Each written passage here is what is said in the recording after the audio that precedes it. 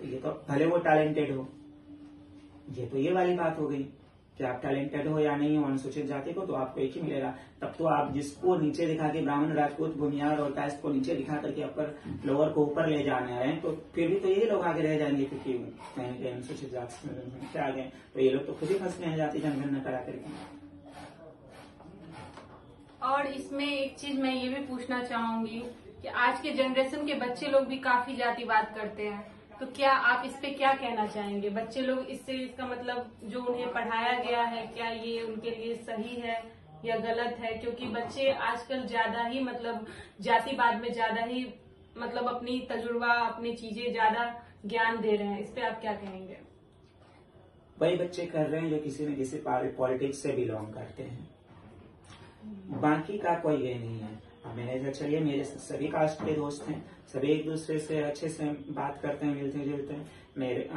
मेरे सर्कल में जितने भी लोग हैं, जितने को मैं जानता हूँ, हाँ अगर किसी ने कोई पार्टिकुलर कोई पॉलिटिक्स ज्वाइन कर लिया है तो ऑफिशियली वो तो फिर उस जाति को आगे दिखाएगा ही, है ना। अब मैं इस वीडियो बनने के बाद लोग बहुत कुछ कहेंगे कि हाँ ब्राह्मण इसलिए जाति जनगणना से जलन हो रहा है। मुझे कोई जलन नहीं है, मुझे खुशी है कि तुमने हमारी जनसंख्या बता दी और हम 3% होते हुए भी पूरी दुनिया में 11% ऑफिशियल वर्ग में राज कर रहे हैं, तो मुझे उससे कोई प्रॉब्लम नहीं है। लेकिन मुझे दिक्कत इस तो क्या बच्चों के साथ ये खिलवाड़ किया जा रहा है, उनके भविष्य के साथ खिलवाड़ किया जा रहा है?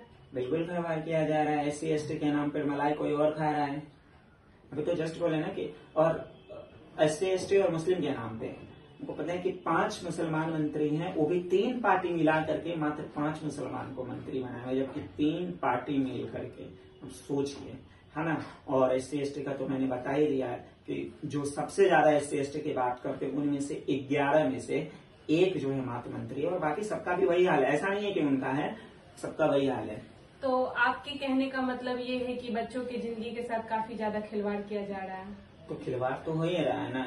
जाति के नाम पे मलाई और कोई खा रहा है, आप बस जिंदाबाद जिंदाबाद के नारे लगाए जा रहे हैं। पर गार्जियन तो खुश है। किसके गार्जियन खुश हैं? जातिवाद के जो कर रहे हैं या फिर जो भी मतलब जनगणना से, उनके गार्जियन तो अत्यधिक खुश है कि हाँ मेरा जनसंख्या ज्यादा है, मेरा जनसंख्या ज्यादा है।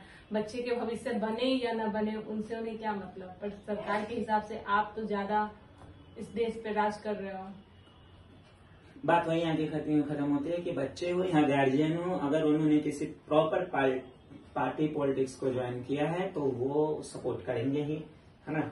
वो उस चीज को दिखाएंगे ही कि जो है ये चीज सही है, इससे हमारी हिस्सेदारी बढ़ जाएगी। तो आप कब कम थे? हमेशा तो आप ज्यादा ही थे। जनरल तो 14% ही रही, फिर क्यों नहीं? अच्छा एक सिंपल सी बातों में आइए, अगर गार्जियन को ये चीज अच्छा लग रहा है तो पिछले 2000 जब से हम लोगों का बचपन बड़ा हुआ है, नीतीश कुमार मुख्यमंत्री हैं, एक तरीके से वो भी OBC से कास्ट से आते हैं, फिर क्यों भला नहीं हो गया OBC का, SC/ST का?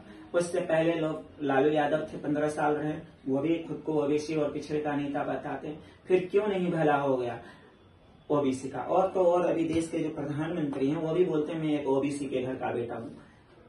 किसी स्टेट का 2 मुख्यमंत्री अगर पिछड़ा वर्ग रहे और 30 साल में उस स्टेट के पिछड़ा वर्ग SC/ST का प्रोग्रेस नहीं हुआ, समझ लीजिए कि उनके नाम पे मलाई खाया जा रहा है। और इनको क्योंकि एजुकेशन पे ध्यान नहीं देना चाहते हैं।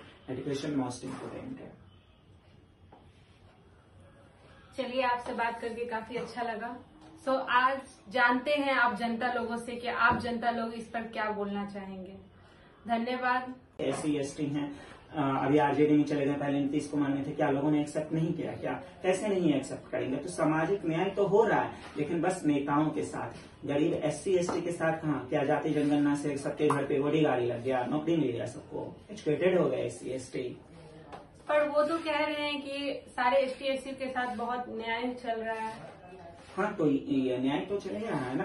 उनको बता दिया गया कि आपकी इतनी जनसंख्या है और ज्यादा बढ़ाइए तो और